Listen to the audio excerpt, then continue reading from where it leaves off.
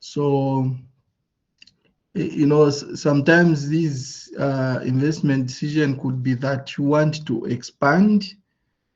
Uh, you want to expand probably business, or you want to, you know, to invest in some machinery, things like that. You want to maybe develop or launch a new product. We want to diversify. All such types of investment decisions needs to be evaluated. So to make that these types of decisions, you need to evaluate them considering the nature of the investment themselves. They take long to, you know, for you to start enjoying the benefits, and also the amount involved is quite significant. So you need to evaluate these investment decisions. Uh, so in a nutshell, these types of investment decisions, they will come in different uh, shapes and sizes, and even in the context of you know, test or exams, you do be given that kind of a context, whether a company wants to launch a new product or they want to probably buy an equipment that will help them maybe reduce on cost and things like that. Okay, so these are the types of the investment decisions that you may be faced with. Now, there are various types of investment appraisal techniques. Uh, Based on your curriculum or your course, we are going to focus on four key common ones. The first one is the net present value. And the second one, the internal rate of return, and the accounting rate of return, and the payback. These are the four common techniques that we are going to focus on. Okay, so when it comes to investment appraisal techniques, we are going to use those four key decisions. I mean, those four key techniques.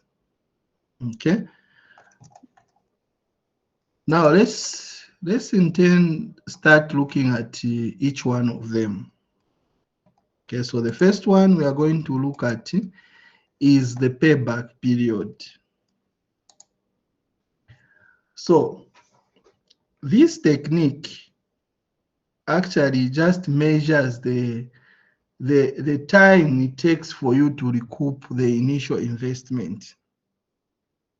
Okay, it could be that you invested a, a lump sum, or you invested some money in a project. Let's say it's let's say 200,000 or 200 million. You have invested in a project. So the payback period is measuring how long it is going to take for you to get your 200 million back. Is it going to take 2 years? Or is it going to take 3 years or 4 years or 5 years or 10 years? That is your payback period. So it's basically looking at how long it is going to take for you to recoup your initial investment. That's all. Now, when we are looking at recouping the initial investment, we are looking at the cash flows that the project is going to generate. There's a difference between profits and the cash flows. Here we are talking about cash flow. So this method uses cash flows, liquid cash. So when you are looking at this method, you are looking at the cash flows that the project is going to generate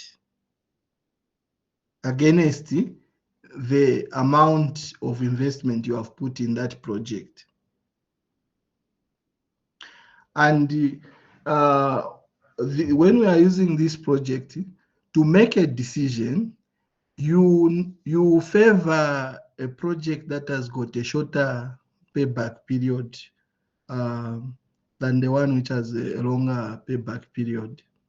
So if you have two projects, project A and project B, if project A has a payback period of 3 years and project B has a payback period of 4 years, we are going to select project A because it has got a shorter payback period. If we are limited with resources, we just want one project, for instance. So we are going to select a project which has got a shorter payback period. Okay. Now, if you also a company is using this method, you might also have a policy around this to say, okay, our policy as a company, we only accept projects with payback period of, let's say, uh, uh, 2 years. So it means if you calculate the payback period and you find that it is more than it's more than 2 years, it means it will be rejected. So in the example I gave, if you have project A and project B, one has 3 years and the other one has 4 years, and our policy is to accept only projects with 2 years. It means those projects will all be rejected. But if our payback period is as a policy is, let's say 3.5 or 4 years, then we find project A has got 3 years and project B has got 4 years, we will select project A because it has got a shorter payback period. So the policy also will guide. But if you are just comparing two projects and they're mutually exclusive, you select the one which has got a shorter payback period. That's what this method is about. So you are just looking at how long it takes for you to recoup the initial project. That's all. Okay. Let's try and look at an example, just probably to help us understand what we are talking about here. Okay. So we have a company called Kaka. So Kaka Limited is evaluating two new projects, A and B. Advise on which project should be selected using payback period. Okay. So if you look at project A, it has got those cash flows, 400, 400, 400 for 4 years. And the initial cost of investment is 1,000. For project B, the cash flows are 600, 400, 200, and in the 4th year, there is nothing. And the initial investment is also 1,000. So if you are asked to say, calculate the payback period and advise which project should be selected, here you are just going to look at how long is the project A going to be recovered. I mean, how long is the 1,000 going to be? How long is it going to take for us to recover 1,000? That's all. That's all. That's what this method is asking us. Even for project B, we are just looking at how long is it going to take for us to get 1,000. So to do that, we can, okay. So to do that, let's look at this. I think let's just remove this. Okay, so you can draw a table like this where you have a period, the cash flows, and the running balance. That's a simple table like this. Then, you always start at year zero, because your investment that you're making them in year zero, like right now. So that is zero, like right now, no period has passed. So year zero, you are making an investment of 1,000. So meaning the running balance is going to show an outflow of 1,000. In year zero, we have just parted away with 1,000. So it's an investment. So it's a cash outflow. Okay, that's why I've put it in negative to mean outflow. Then in year one, based on the example here, we are told that in year one, project A will generate 400 kwacha as cash flow. So year one, you generate 400. Meaning, if you have generated 400, it means from the 1,000, you have recovered 400. So what will be remaining to be recovered is 600, because you are saying, okay, from the 1,000 that I parted with, I remained with, I've managed to generate 400, meaning the balance that I need to again get is 600. Okay, that's for year one. So you go into year two, you make another 400, meaning in year, the balance that will be remaining for you to which you need to recover is 200, because out of 600 you make 400. So the balance is what? 200. When you go into year three, again you generate 400. If you generate 400, all you need from this 400 is just 200 for you to get your initial investment of 1,000 back. So in this regard, you are going to have a positive 200, because the 400 will cover the 200 and will remain with a balance of 200. Okay.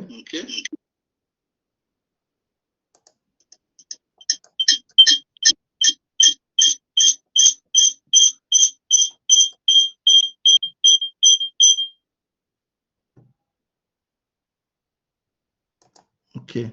So we will have 200. That is what is needed to be recovered.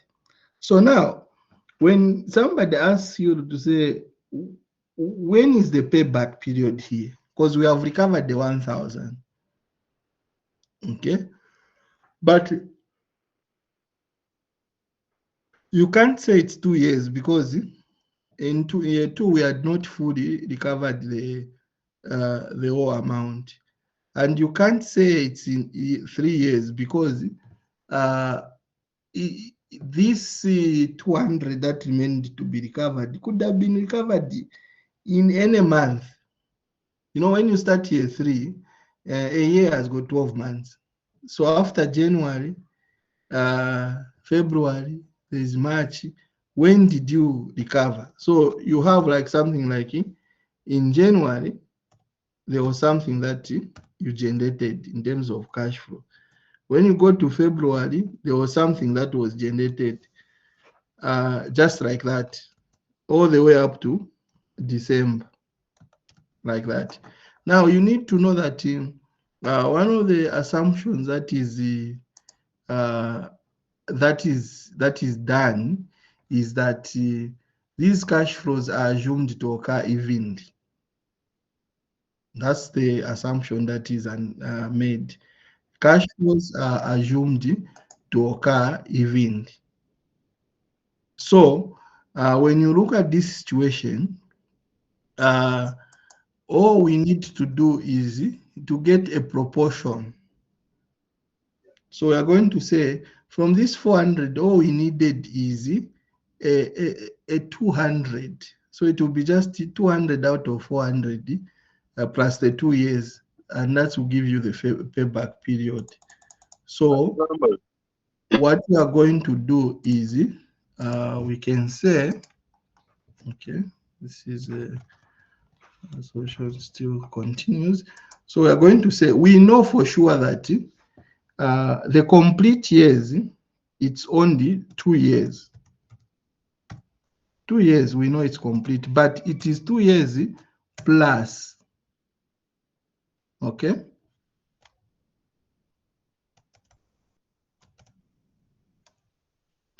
So it's 2 years plus. We don't know the months, and that's where we use the proportion. So we are going to say 200 out of the 400 was recovered. Okay, that's what will give you the payback period. So when you divide 400 into 200, what you are going to find is it's going to be 2 years plus 0.5, and therefore the payback period you are going to get is 2.5 years. That will be your payback period. So you calculate it like that. So the issue is about just getting, it's about the proportion that you are getting.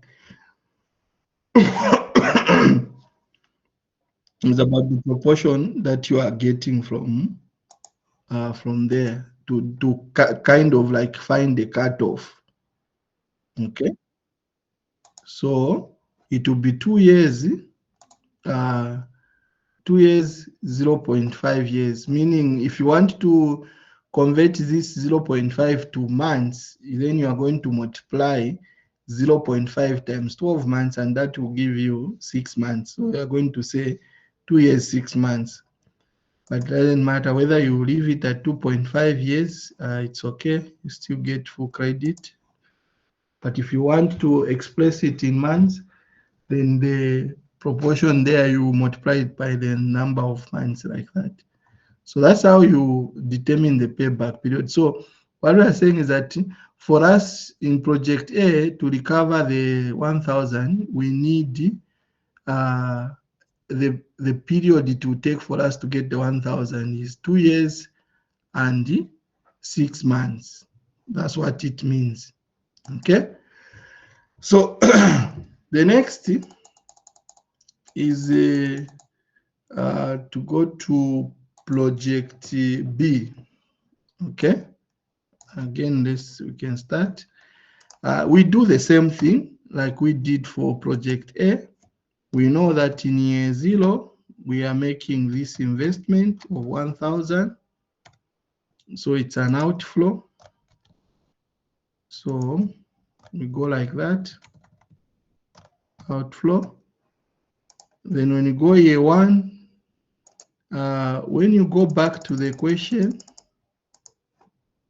you are told that in year 1 you had 600, then in year 2 400, then year 3 200. So if I go back to my table here,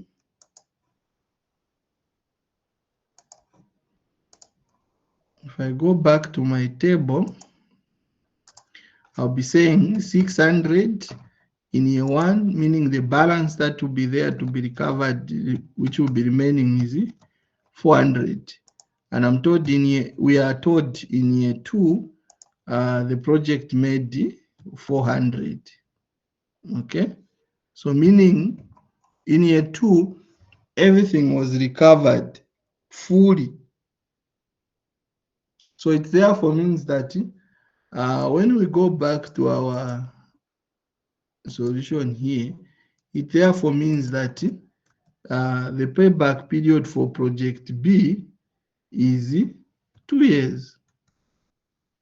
It's going to be 2 years. So this is project. This is project A. Okay. And this is project B. So What it means here is that when you compare the two, the one with a shorter payback period is project B, and therefore project B should be selected on that basis. That's what this technique is about.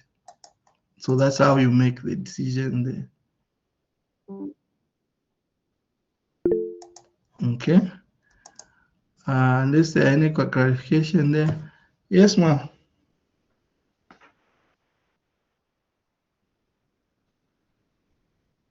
I saw a hand from Mama. You can go ahead if you're. Yes, yes, Doc.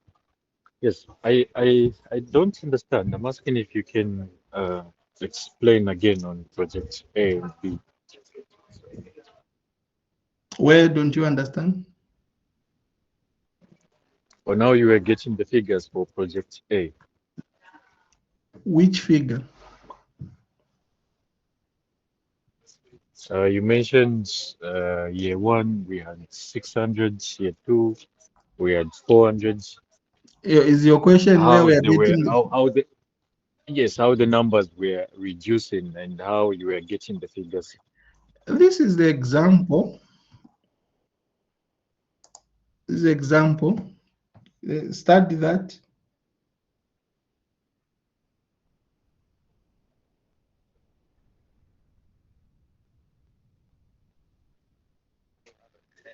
So for project A, you determined that it took 2 years and 2 years and six months, 5 months. So how did you determine the 6 months? First, Since I okay, want you first to understand the question there. Let's first understand the question. Let's go through.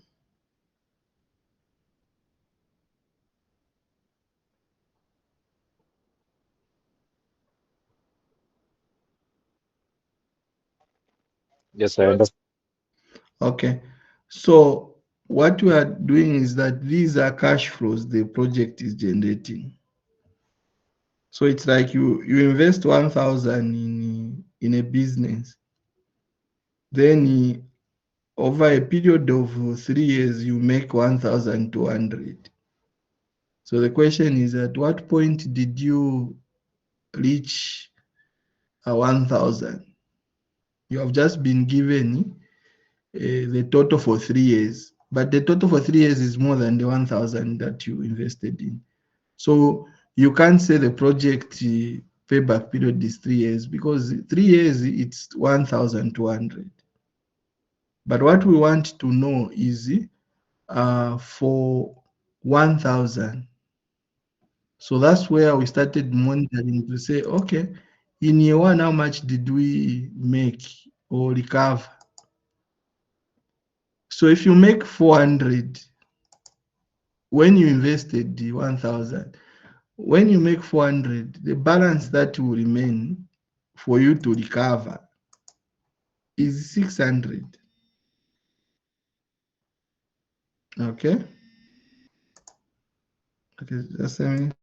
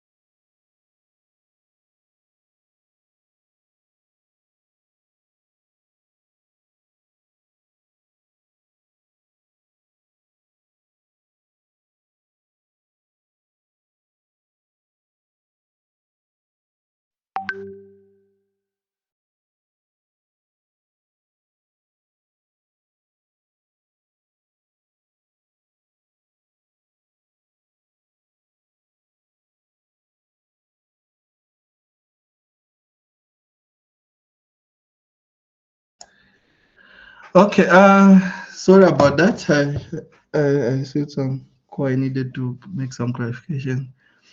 So I was saying, we are just basically, you are just moving systematic, step by step to reduce, to knock off from the investment you made. So in year one, you made the 400. So if you make 400 against 1,000, the balance will be 600. So in your two, against 600, the balance will be 200. I think something in those lines. I don't know. It's just maybe the table, but what we are just trying to look at here is how long did it take for you to get the 1,000 back? So now the issue is the cutoff for the year when we are getting the 1,000 back, because it's not the exact year. It's in between 2 years and 3 years, because at December the balance was negative 200. But a year is made up of months, so we don't know which month. That's why we just get a proportion of it. So it's kind of a subjective cutoff. So to do that, we just look at the balance that is remaining. Then out of, to be like out of 400, we just need 200 to make the 1,000. So if here it was 500, we would have said 200 out of 500, something like that. I don't know if that helps.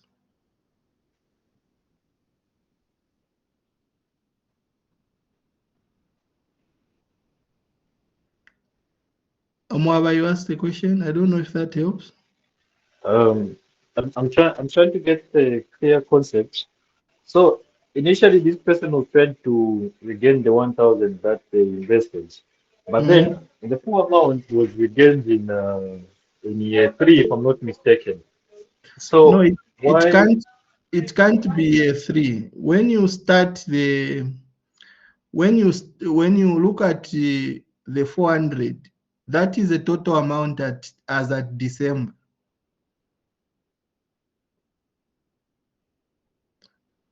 So when you are generating income, even for wherever you are working, do you just generate in December? No. You start January, you get something, February something, March something, up to June, July, just like that, up to December. Then the total is what will amount to 400. So the question is, at what point did we get did we reach 200 out of this 400? That is the logic behind. All right, Doc, I understand. Thank you. Michael.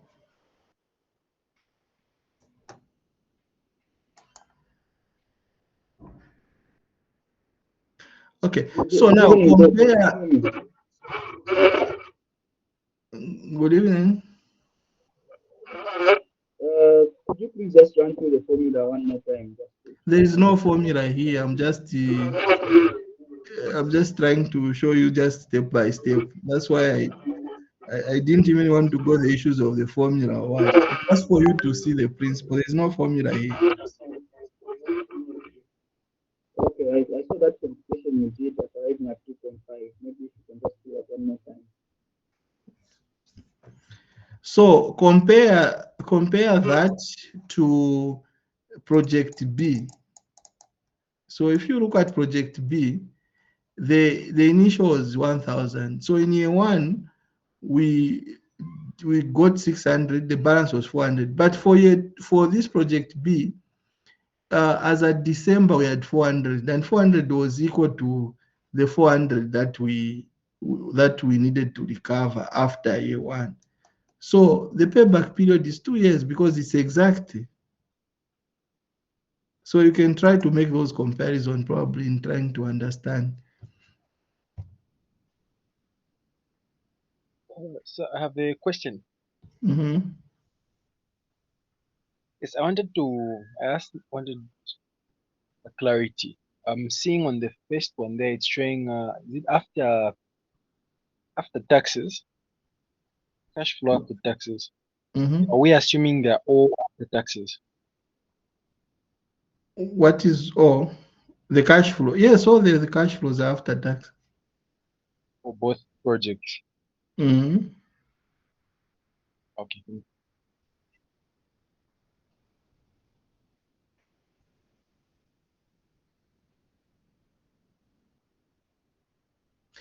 So payback period, we are just saying you start a business, you have put in 1,000. How long is it going to take for you to get the 1,000 back? How long? It's just the length. How long? So you start day one, you start recording. Today I've made this much. You are reducing from the balance. That's what it means. Now you just want to know how long are you going to, is it going to take for you to reach, for the balance to come to zero? That's what we are talking about here.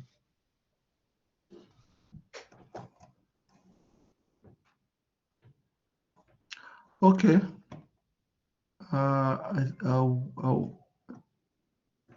I can move if there are no other questions.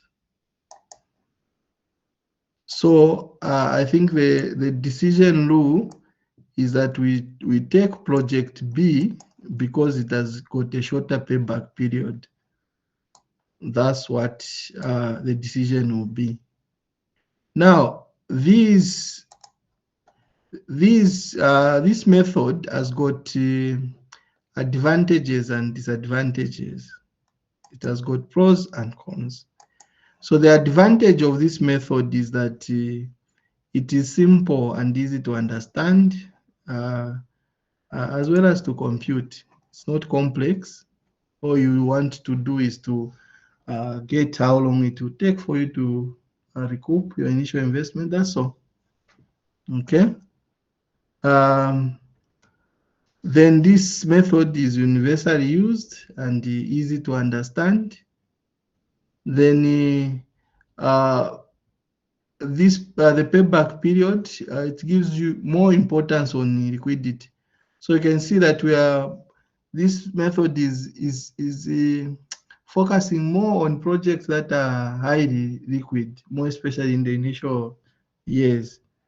So it's the only method that is prioritizes liquidity, okay, more than anything.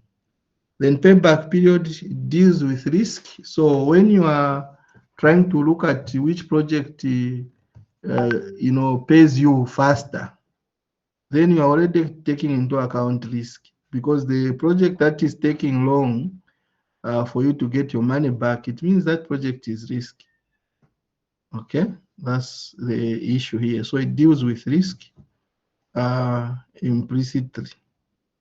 Then payback period is used as a screening, tool, more especially maybe where you have a lot of projects that you are looking at. You want to select which one will be suitable for a particular, you know, uh, issue that you are trying to address. So you can use this method to screen, like which projects that can be picked, which can move uh, to more advanced appraisal techniques.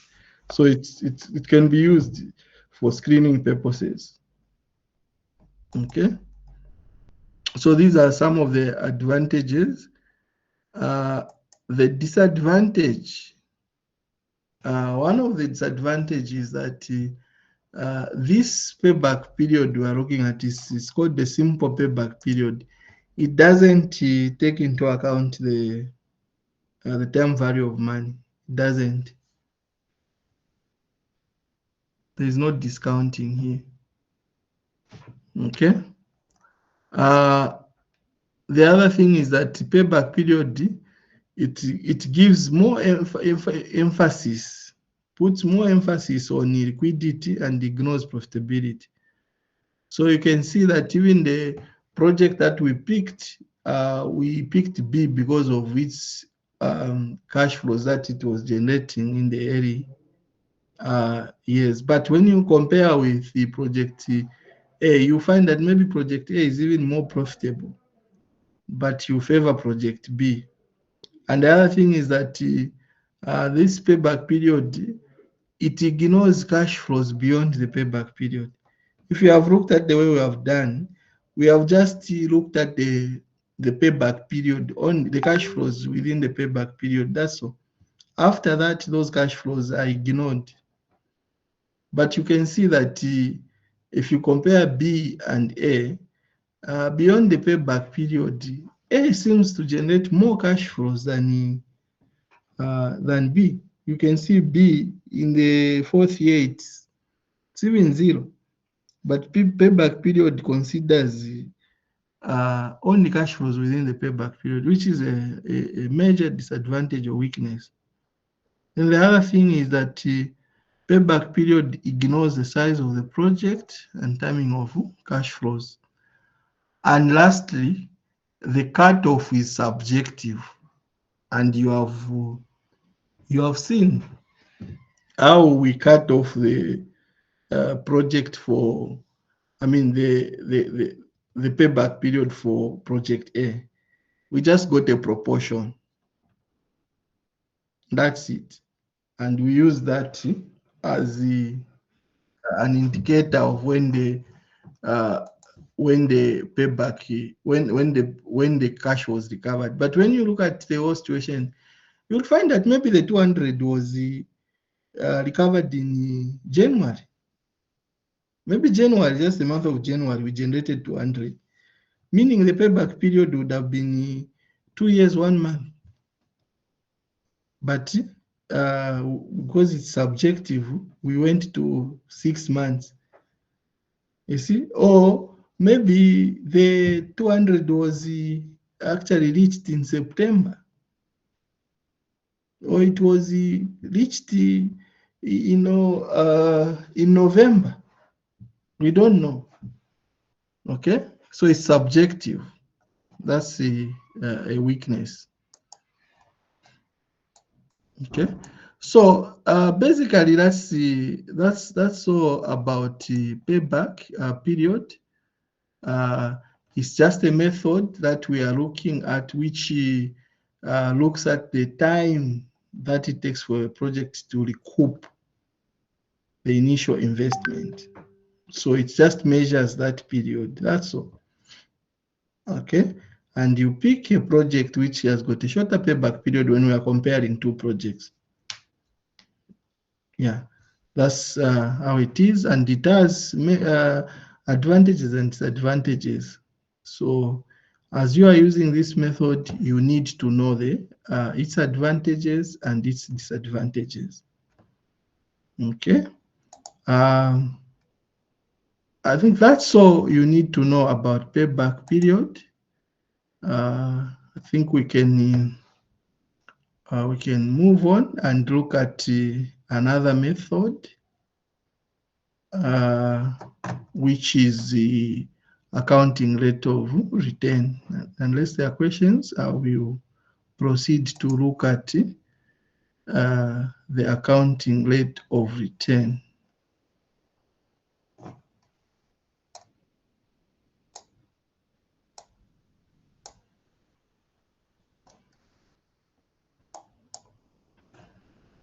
Okay,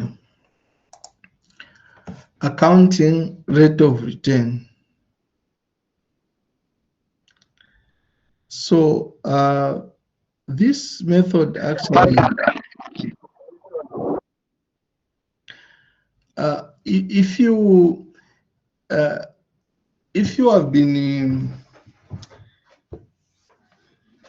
I know you are now in groups, you are looking at the ratios, and one of the ratios that you are aware about is the profitability ratio called the return on capital employed, ROIC.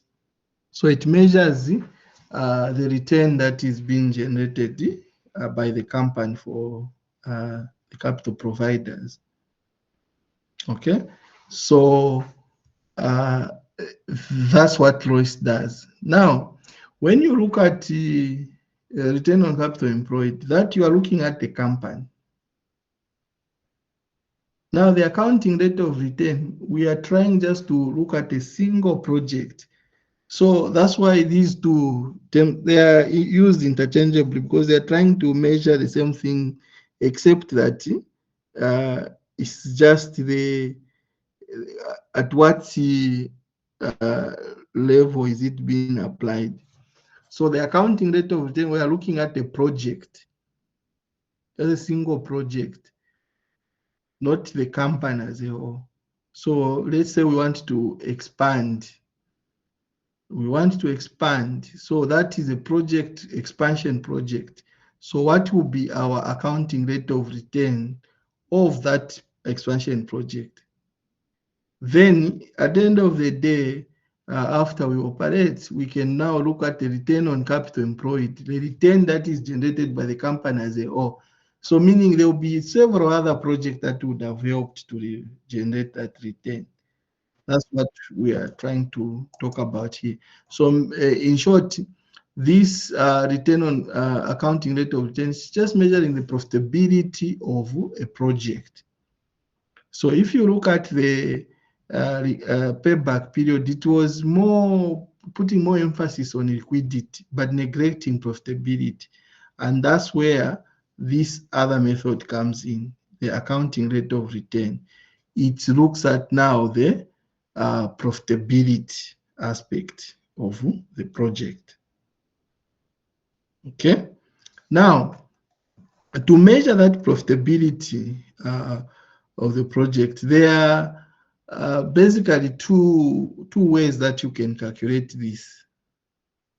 Okay, these are two different ways that you can calculate the accounting rate of return.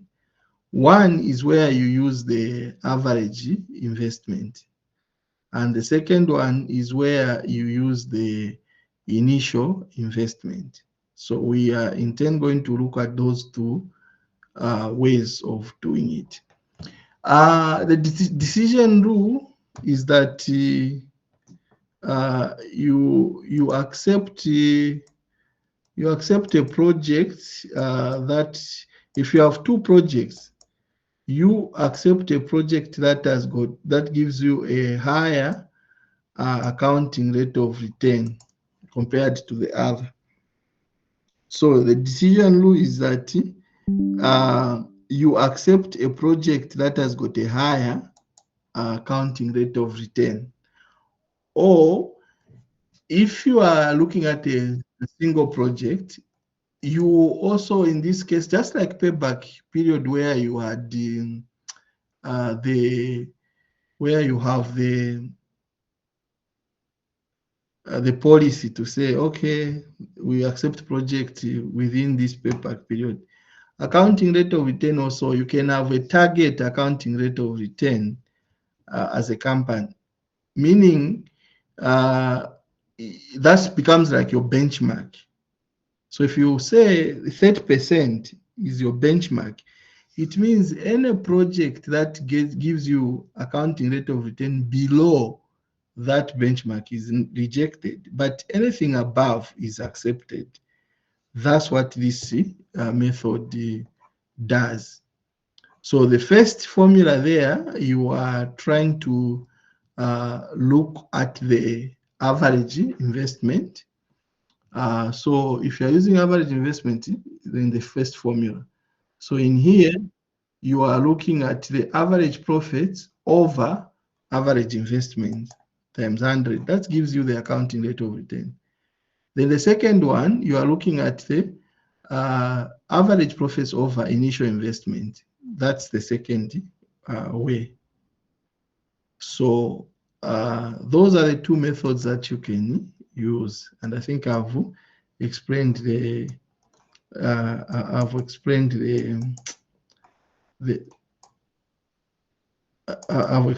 decision rule. So let's try and look at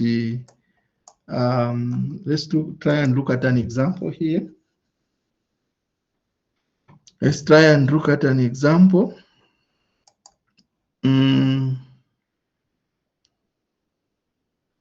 So I'll give you just 2 minutes or 3 minutes to consume this example, or anyone can take us through so that we follow like that. Anyone to read for us? Anyone who is in a better position? Okay, I can read. Evelyn, you can go ahead. Okay. Good evening, everyone. Can you all hear me?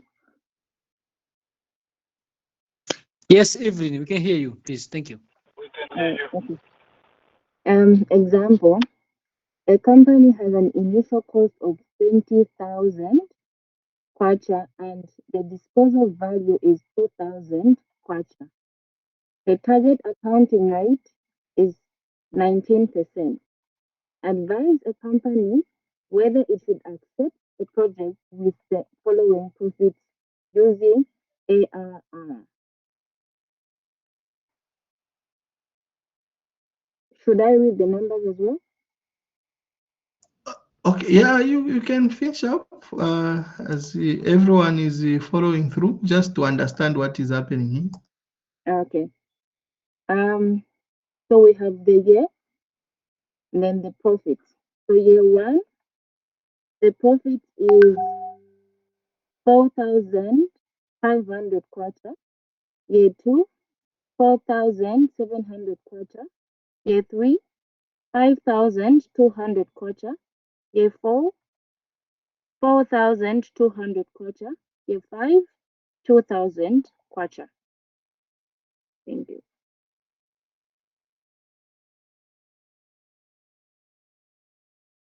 Okay, thank you for that, Evelyn.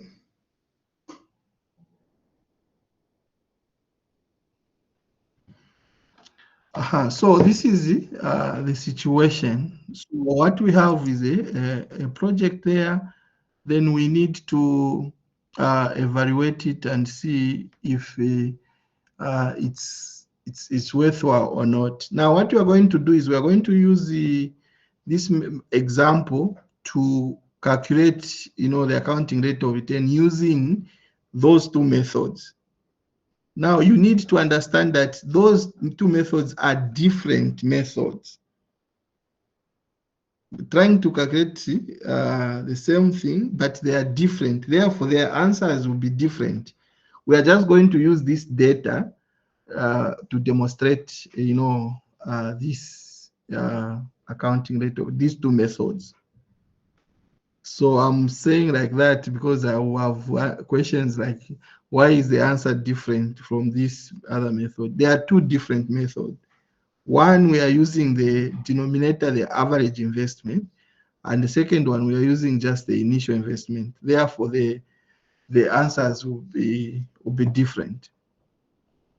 Okay, so let's look at this. So the first one, you are trying to get the average profit. So in our small space, let's try and get the average profit. We have these profits given. Year one, year two, up to year five, and those profits are given. Let's calculate the average. If somebody gives you figures like this and they tell you calculate the average, so how do you calculate that? Let's try to do that. Just under a minute, 2 minutes. I think we can do that. We can post the answer in the chat. I'll be able to see. Let's try and do that.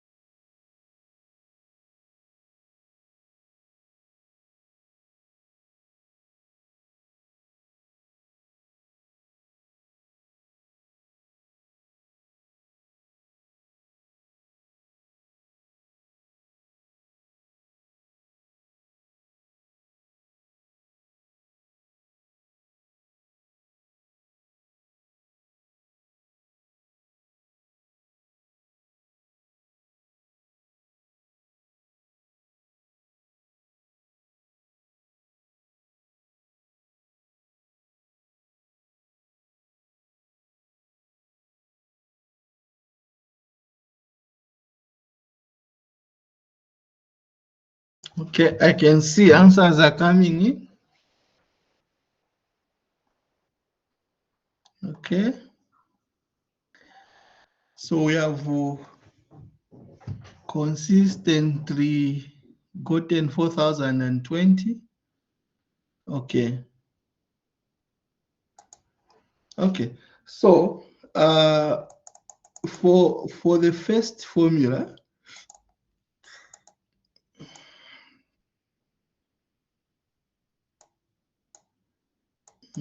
let's do this.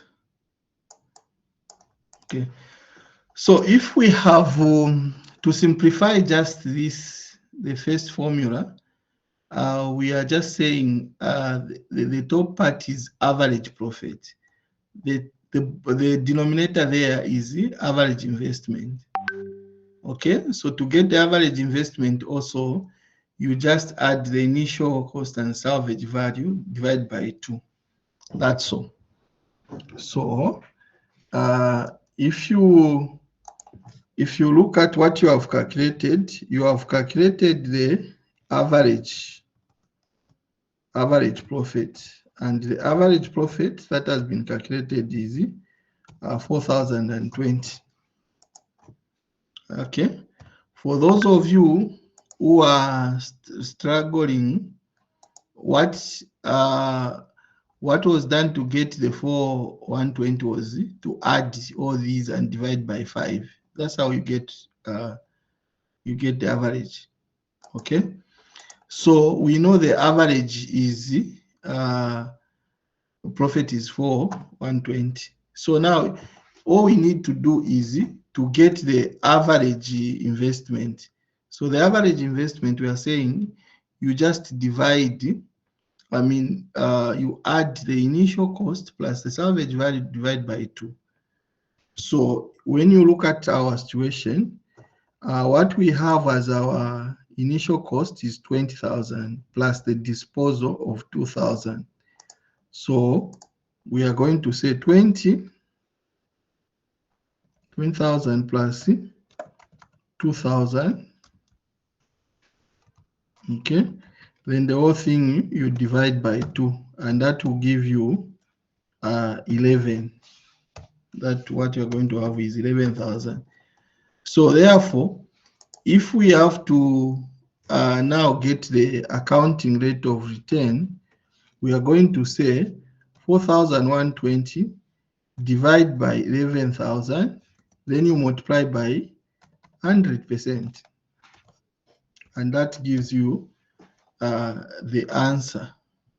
And the answer is going to be 120 divided by 11,000 times 100, and that will be 37.45%. That will be our accounting rate of return.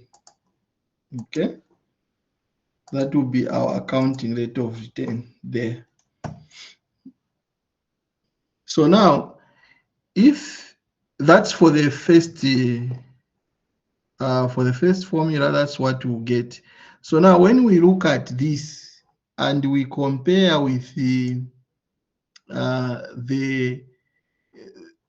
target accounting rate of return is 19%,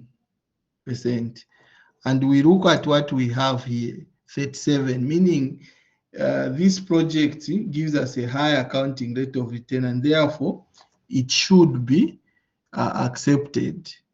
That is if we are using the first formula.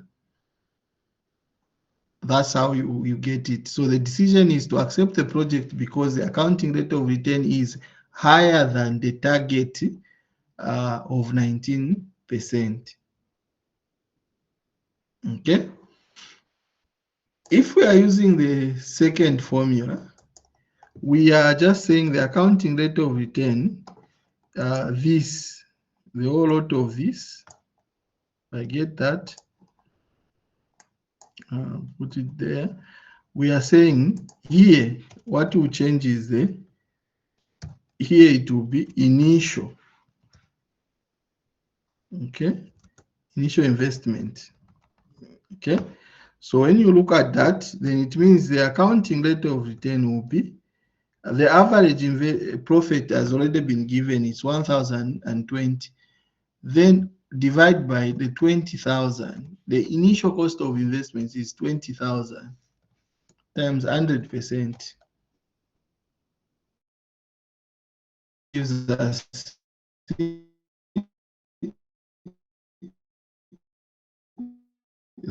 the accounting rate of return of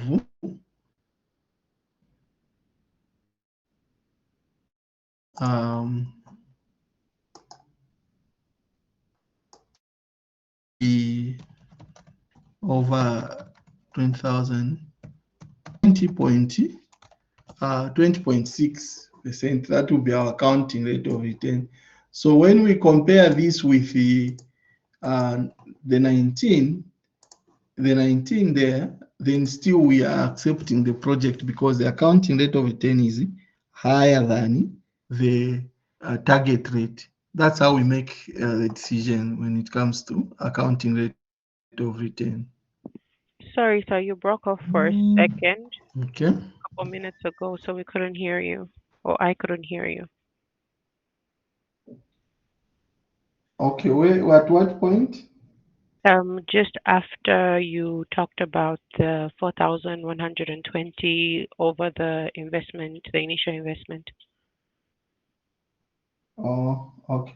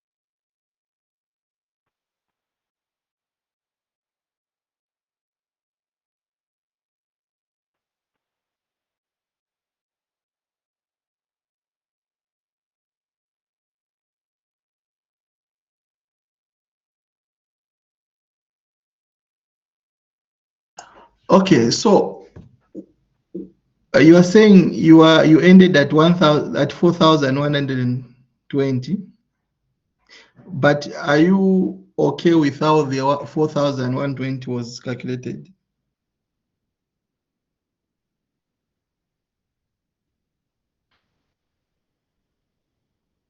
Hello, are you able to get me?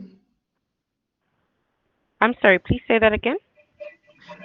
Are you okay with the 4,120? Yes, the average. So we added all of the figures that we had in the first example and divided by 5 to come up with the average. Okay. Then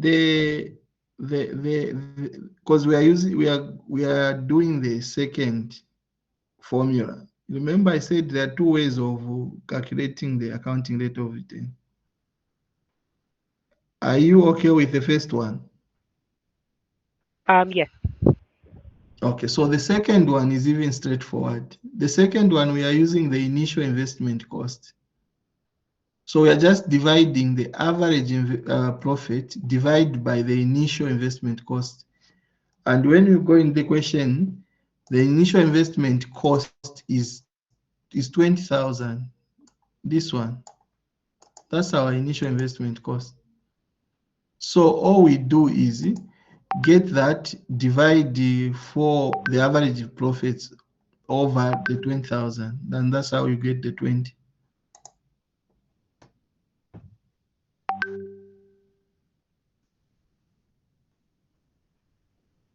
Is that okay? Yes, it is. Thank you. So when we look at what we have found, we compare it with the target, which is 19. So which one is higher? We can see what we have calculated is higher than the target, meaning we can accept the project.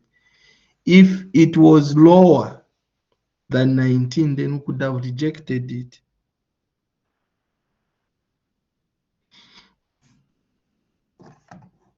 Okay, that's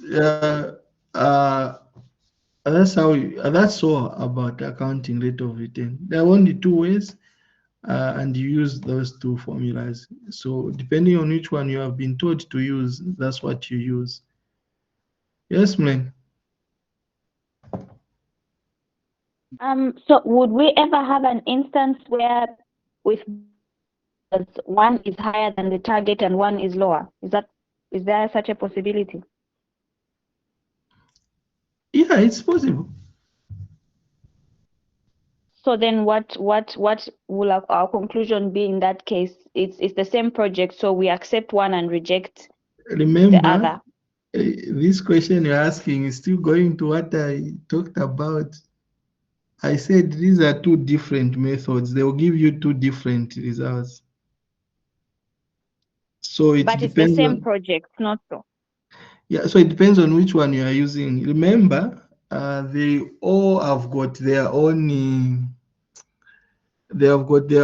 justification for why you are using one over the other.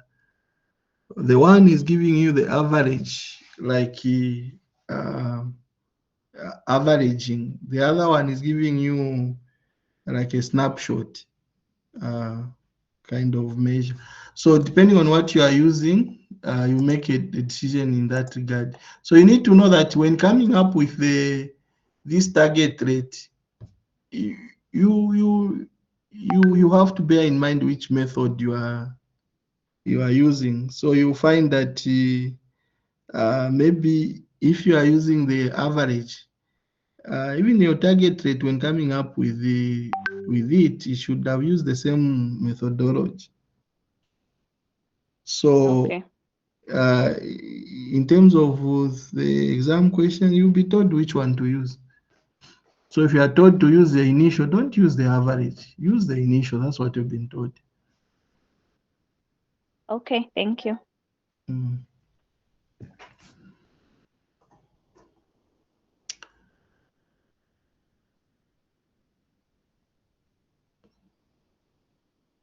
All right. So now these methods, just like the other one, the payback period, even this one, it has the advantages and the disadvantages.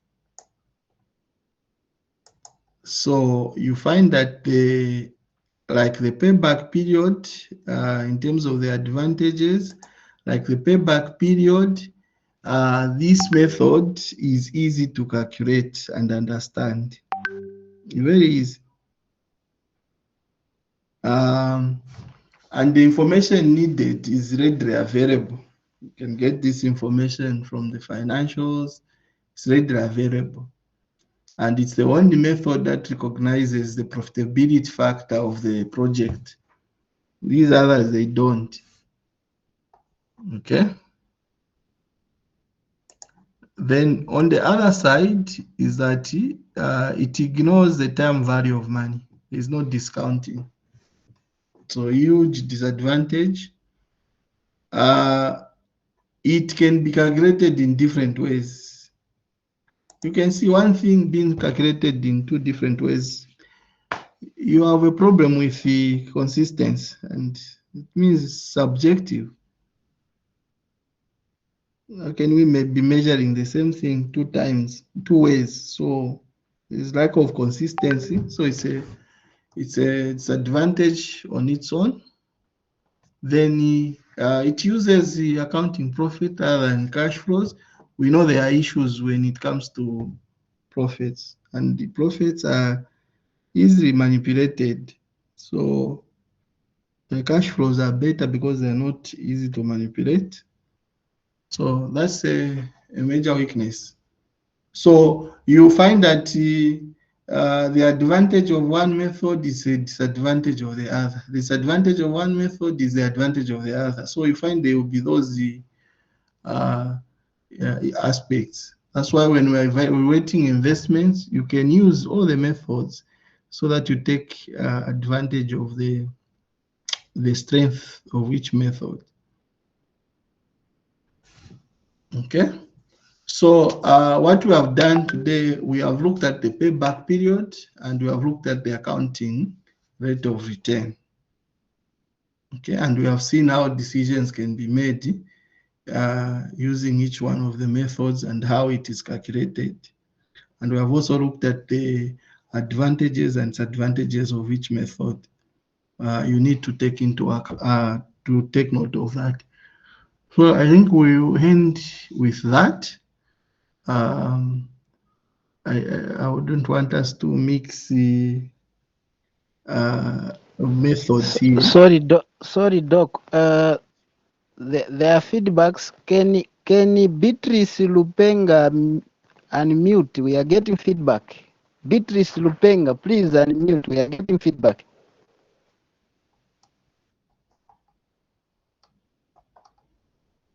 Sorry, is it better now?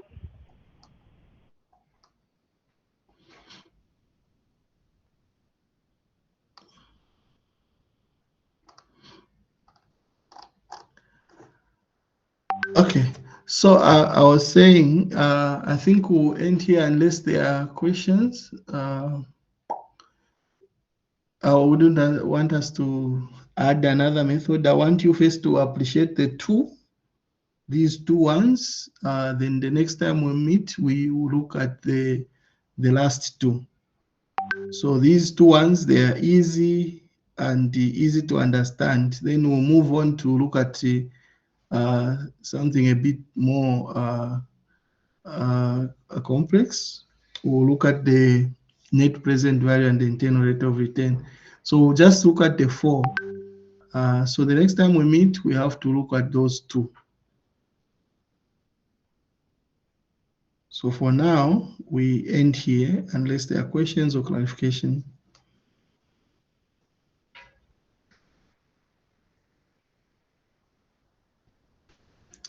Okay, good night. Good night. Good night, Doc. Thank you. Good night, sir. Good night. Thank Thank you. you. Good night. Good night.